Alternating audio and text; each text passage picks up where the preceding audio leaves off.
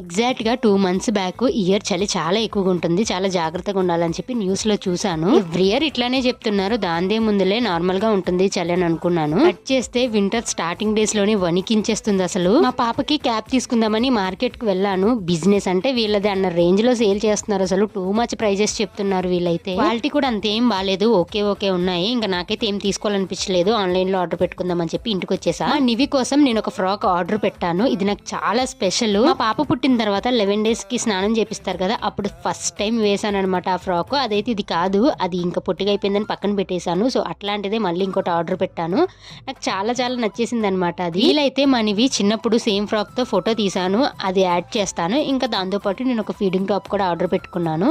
Quality అయితే బాగానే ఉంది. బయట ప్రైజెస్ తో కంపేర్ చేస్తే నాకు ఆన్లైన్ లో ఎందుకో బెస్ట్ అనిపించింది. మీకు ఆన్లైన్ లో షాపింగ్ ఇష్టమా, ఆఫ్లైన్ షాపింగ్ ఇష్టమా, కమెంట్ చేసేయండి. నాకైతే కంపేర్ చేస్తే ఆన్లైన్ లోనే కొంచెం బెస్ట్ ప్రైస్ దొరుకుతుంది అనిపిస్తుంది.